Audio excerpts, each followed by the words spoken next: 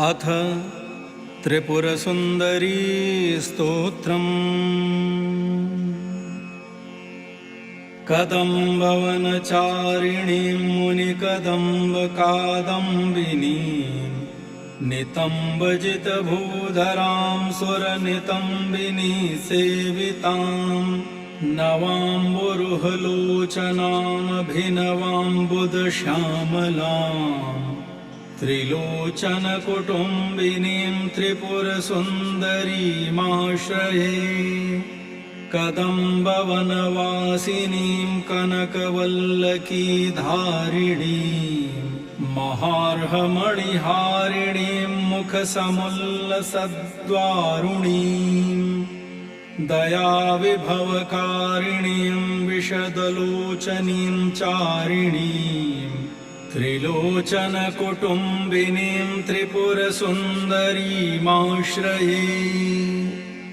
कदम्बवनशालया कुचभरोल्लसन्मालया कुचोपमितशैलया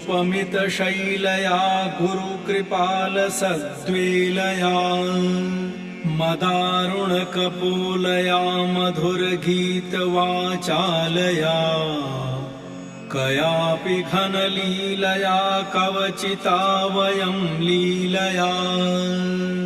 कदम्बवनमध्यगां कनकमण्डलोपस्थितां षडम्बुरुहवासिनीं सततसिद्धसौदामिनीं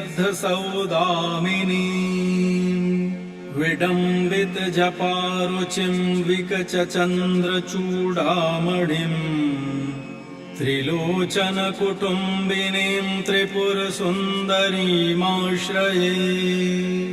कुचाचिन्तविपञ्चिकां कुटिलकुन्तलालङ्कृतां कुशेशयनिवासिनीं कुटिलचित्तविद्वेषिणीं मदारुणविलोचनां मनसि जारिसम्मोहिनीं मतङ्गमुनिकन्यकां मधुरभाषिणीमाश्रये। स्मेरप्रथमपुष्पिणीं रुधिरबिन्दुनीलाम्बरा गृहीतमधुपात्रिकां मधुविघूर्णनेत्राञ्चलां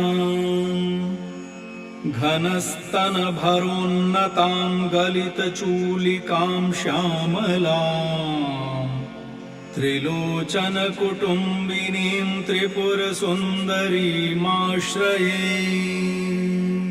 सकुङ्कुमविलेपनामलकचुम्बिकस्तूरिकां समन्दहसितेक्षणां सशरचापपाशाङ्कुशाम् अशेषजनमोहिनीं रूणमाल्यभूषाम्बरां जपाकुसुमभासुरां जपविधौ स्मराम्यम्बिकाम्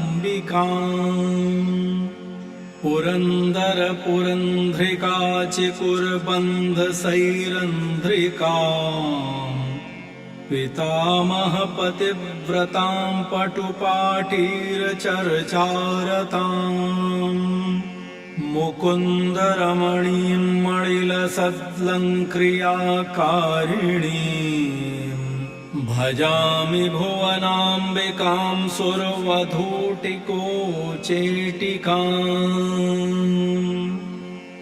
इति श्रीमच्छङ्कराचार्यविरचितं त्रिपुरसुन्दरी स्तोत्रम्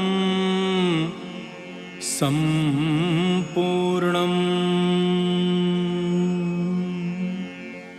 माँ त्रिपुर सुंदरी आप सबका कल्याण करे। जय माँ त्रिपुर सुंदरी।